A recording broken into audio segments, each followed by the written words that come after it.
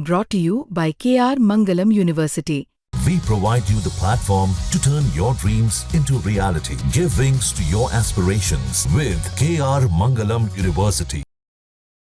का Indian army का Indian arm forces का ऑपरेशन था, उसका जवाब आम लोगों पे, भारत के लाइन ऑफ कंट्रोल पे लोगों पे हमला करके दिया है और इसे कायराना हरकत कहना ही सही शब्द होगा।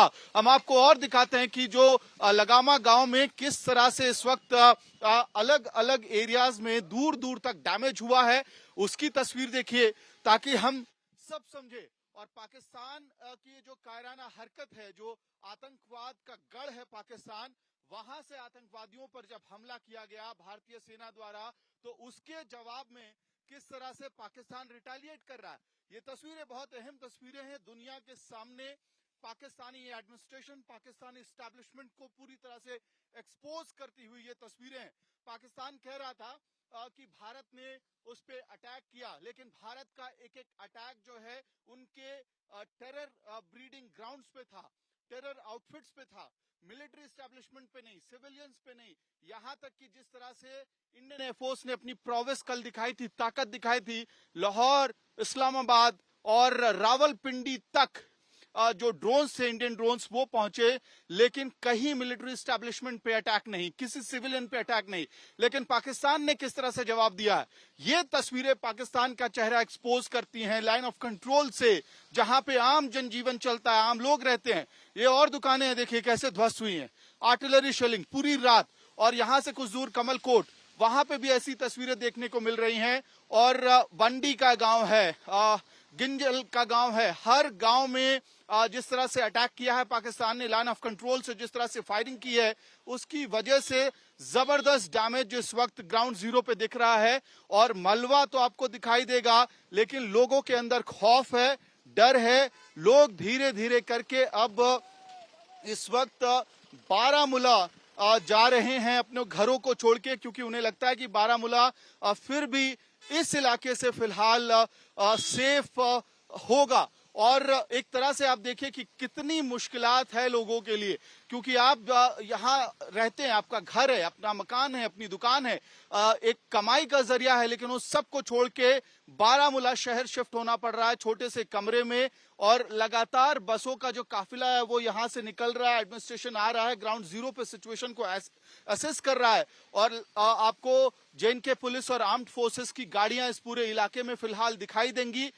ये कोशिश है कि डैमेज मिनिमाइज किया जाए। कल गिंजल जो गांव है वहां पे अटैक हुआ था, एनएचपीसी हाइड्रो पावर प्रोजेक्ट है, उसको शायद संभवतः पाकिस्तानी आर्म्ड फोर्सेस टारगेट करने के लिए शेलिंग कर रही थी। तो आप देखिए भारत वहां के ना किसी मिलिट्री एस्टैब्लिशमेंट पे, ना किसी सिविलियन एरिया पे अटैक करता है, ना ही किसी तरह के इंपॉर्टेंट इंफ्रास्ट्रक्चर पे अटैक करता है, सिर्फ और सिर्फ टेरर इंफ्रास्ट्रक्चर पे भारत अटैक करता है। लेकिन पाकिस्तान की तरफ से जवाबी कार्रवाई में भारत के इंपॉर्टेंट एस्टैब्लिशमेंट्स पे अटैक करने की कोशिश होती है। और गिंगल गांव के जो लोग हैं उनको पहले ही बारामूला के शहर में शिफ्ट कराया गया था आर्म्ड फोर्सेस और एडमिनिस्ट्रेशन द्वारा।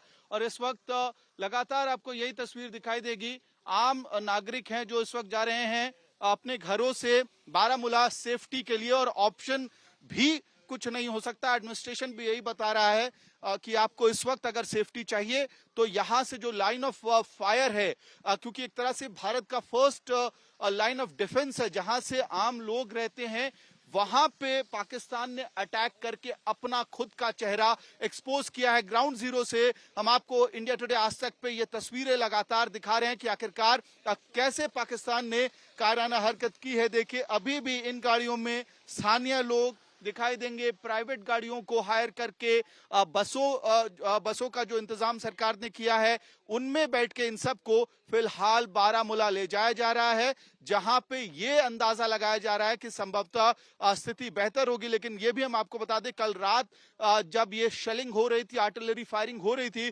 उस वक्त बारामूला में भी ऐसे धमाके महसूस हो रहे थे, लग रहा था कि बारामूला का शहर भी बिल्कुल लाइन ऑफ फायर में आ गया है।